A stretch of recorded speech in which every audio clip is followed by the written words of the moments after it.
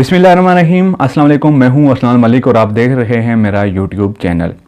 Supreme court का फैसला आ चुका है। डिप्टी स्पीकर की रूलिंग को मुस्तरद कर दिया गया है और अब हुकूमती इत्तेहाद अदलिया पर तनकीद किए जा रहा है और हुकूमती ऐवानों से खबरें आ रही हैं कि शायद पंजाब में गवर्नर राज लगाने की तैयारियां शुरू कर दी गई हैं। तो आज की इस वीडियो में हम जानेंगे कि गवर्नर राज असल में होता क्या है, गवर्नर राज कब लगाया जाता है, पाकिस्तान में गवर्नर राज कितनी बार लग चुका है और गवर्नर राज लगाने का जो आइनी और कानूनी तरीका है वो क्या है, वो कौन सा प्रोसीजर है जिसको फॉलो करते हुए गवर्नर राज लगाया जाता है। इस पर आज हम रोशनी डालेंगे और इसके साथ साथ आखिर में हम जायज़ा लेंगे कि तमाम तर जो आइनी प्रोसेस है उसको सामने रखते हुए हम ये देखेंगे कि आया जो मौजूदा हुकूमती इत्तेहाद है वो इस पोजीशन में मौजूद है, क्या उसकी ये पोजीशन है कि वो इस वक्त गवर्नर राज नाफज कर सके पंजाब में।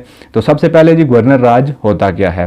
गवर्नर राज को अगर हम सिंपली डिफ़ाइन करें तो गवर्नर राज का मतलब ये होता है कि जो वफाकी हुकूमत है वो किसी भी सूबे के तमाम अख्तियारात अपने पास ले लेती है, तो उसको गवर्नर राज कहा जाता है। फॉर एग्ज़ाम्पल पंजाब में इस वक्त PTI और काफ लीग की हुकूमत है, लेकिन अगर गवर्नर राज का नफाज हो जाता है तो पंजाब असम्बली और पंजाब हुकूमत के जितने भी इख्तियारात हैं वो सारे वफाक में जो हुकूमती इत्तेहाद है उसके पास आ जाएंगे। तो ये होता है जी गवर्नर राज। और ये कब लगाया जाता है, इस हवाले से जो आइन का आर्टिकल नंबर 232 है वो रोशनी डालता है और उसके मुताबिक कहा जाता है कि जब मुल्क को कोई भी ख़तरा हो, कौमी सलामती को कोई ख़तरा हो, चाहे वो किसी जंग की सूरत में हो, बैरूनी या अंदरूनी ख़दशे की वजह से कौमी सलामती को ख़तरा हो और सूबाई हुकूमत इस काबिल न हो कि वो उस ख़तरे से निमट सके, तो उस वक्त वफाकी हुकूमत को ये इख्तियार हासिल है कि वो उस सूबे में गवर्नर राज नाफज करके वो सारे मामलात को ख़ुद हैंडल करे। तो ये सूरत है जिस सूरत में गवर्नर राज लगाने की इजाज़त है आइन के मुताबिक। तो पाकिस्तान में जो अगर हम देखें तो तारीख़ पाकिस्तान की बड़ी पड़ी है, अब बहुत बार गवर्नर राज का नफाज हो चुका है और रिसेंटली अगर हम बात करें तो 2009 में वफाक में हुकूमत थी पाकिस्तान पीपल्स पार्टी की और पंजाब में वज़ीर आला थे शहबाज शरीफ साहब, और तब 2009 में जो पीपल्स पार्टी की वफाक में हुकूमत थी उसने गवर्नर राज का नफाज किया था पंजाब में और यूसुफ रज़ा गिलानी वज़ीर आज़म थे, उनकी सिफारिश पर सदर आसफ़ अली ज़रदारी ने गवर्नर राज का नफाज किया था पंजाब में। और वज़ीर आला पंजाब जो शहबाज शरीफ साहब थे उनके ख़िलाफ़ उनके जो इख्तियारात थे वो उनसे ले लिए गए थे और गवर्नर राज का नफाज हो गया था। और ये गवर्नर राज 2 माह तक रहा था और पीपल्स पार्टी और नून लीग के दरमियान जो दूरी थी ये इन दिनों मज़ीद बढ़ गई थी और ये एक दूसरे के बहुत ज़्यादा ख़िलाफ़ हो गए थे। पीपल्स पार्टी का ये मौक़िफ़ था कि गवर्नर राज लगाने की वजह यह बनी है कि सुप्रीम कोर्ट की तरफ से जो वज़ीर आला पंजाब शहबाज शरीफ को नाअहल करार दिया जाएगा या दिया गया था, तो उस हवाले से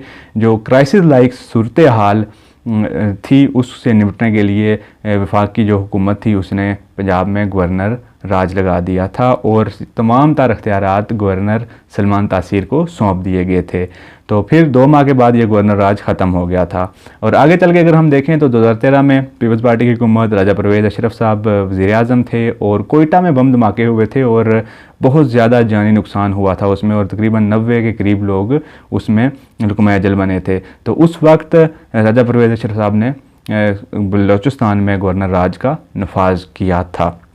तो तारीख़ इस हवाले से बड़ी पड़ी है और जो पहले गवर्नर राज के नफाज होते थे वो आर्टिकल 237 के तहत होते थे और उसके बाद आर्टिकल 232 के अंडर ये अब मामला चला गया हुआ है। और इससे पहले ये होता था जितने भी गवर्नर राज का नफाज जहाँ जहाँ भी हुआ उसमें जो सूबाई हुकूमत होती थी उसकी मर्ज़ी को मलहूज़ खातर नहीं रखा जाता था, इसलिए बाद में आइनी तरमीम के तहत अब जो और सूबाई असम्बली है जिसमें गवर्नर राज लगना होता है उसकी मर्ज़ी को भी देखा जाता है, वहाँ से भी करारदाद मंजूर की जाती है, तो फिर जाके गवर्नर राज लगाया जाता है। तो अब हम आइनी प्रोसीजर पर नज़र डालते हैं कि आइन क्या कहता है, किस तरीके से गवर्नर राज को इम्पोज़ किया जा सकता है, कौन सा स्टेप्स हैं जो लिए जाते हैं और फिर किसी भी सूबे में एक गवर्नर राज का नफाज हो जाता है। तो सबसे पहले जी गवर्नर राज जब किसी भी फेडरल हुकूमत का फ़ैसला हो जाता है कि किसी भी सूबे में आप गवर्नर राज हमने इम्पोज़ करना है, तो वो हुकूमत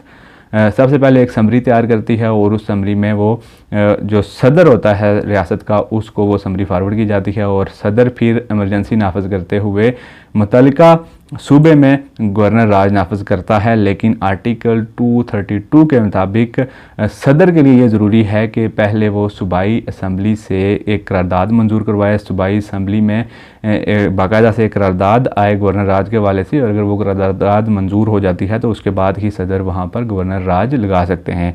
अगर जो असम्बली है उस असम्बली में वो करारदाद मंजूर नहीं होती तो फिर सदर के पास एक और अख्तियार है कि वो जो नेशनल असम्बली है वहाँ से इस करारदाद को मंजूर करवाएं और फिर सेनेट से मंजूर करवाएं। तो 10 दिन के अंदर अंदर अगर ये करारदाद नेशनल असम्बली और सेनेट से पास हो जाती है तो फिर उस सूबे में गवर्नर राज लग सकता है।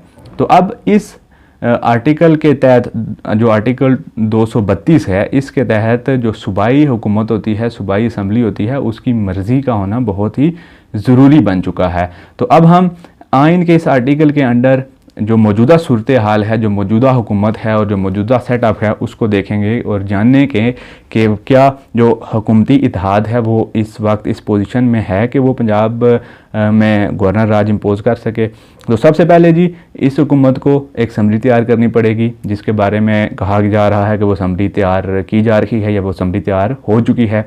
तो वो समरी जाएगी सदर के पास, क्योंकि सदर ने इमरजेंसी नाफज करके गवर्नर राज लगाना होता है। तो सदर हैं इस वक्त प्रेसिडेंट आरिफ अलवी साहब।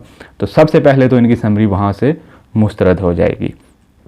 तो सबसे जो पहली हर्डल है उनको सदर की जानिब से फेस करना पड़ेगी। उसके बाद आगे चलकर अगर हम जाएं कि फ़र्ज़ करें कि सदर भी असम्बली को पास कर लेते हैं कुछ भी करके और आगे वो मामला चला जाता है पंजाब असम्बली में, तो पंजाब असम्बली में इस वक्त फिर जी काफ़ी लीग और पीटीआई ने मिलकर हुकूमत बनाई हुई है और उनके पास मेजोरिटी भी मौजूद है। तो वहाँ से ये करारदाद मंजूर नहीं होगी, क्योंकि अब आइन के आर्टिकल 232 के मुताबिक जिस सूबे में आपने गवर्नर राज इम्पोज़ करना होता है उस सूबे की असम्बली की मर्ज़ी होना ज़रूरी है। तो अब असम्बली में जब करारदाद जाएगी तो अगेन वहाँ पर पीटीआई और काफ़ी लीग के वोट्स ज़्यादा हैं, तो वो करारदाद ये लोग मंजूर नहीं करवा सकते।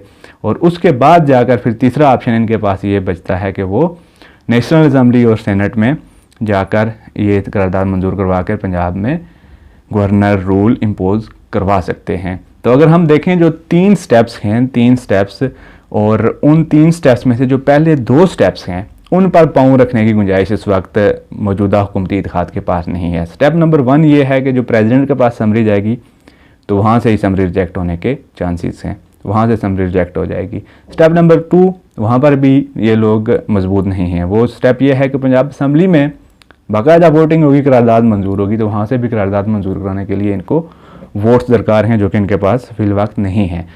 और तीसरे स्टेप पे जाके ये थोड़े से मजबूत हैं, लेकिन पहले 2 स्टेप्स हैं वो उनके बगैर ये तीसरे स्टेप्स तक पहुंच भी नहीं सकते। तो अगर हम एक कंक्लूजन की बात करें तो इस वक्त जो मौजूदा सूरत हाल है, इस वक्त हुकूमती इत्तेहाद इस पोजीशन में ही नहीं है कि वो गवर्नर राज का नफाज कर सके पंजाब में।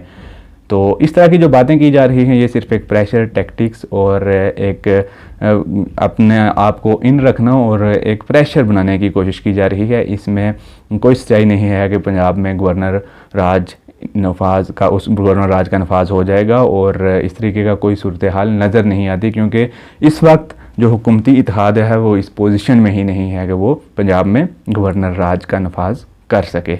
तो आज की वीडियो से इतना ही। अगर वीडियो आपको पसंद आई है तो वीडियो को लाइक कर दें, चैनल पर नए हैं तो चैनल को सब्सक्राइब कर दें, बेल आइकन को भी प्रेस कर दें ताकि हर आने वाली नई वीडियो आप तक बर वक्त पहुँच सके। Arsalan Malik is signing out. अल्लाह हाफिज़।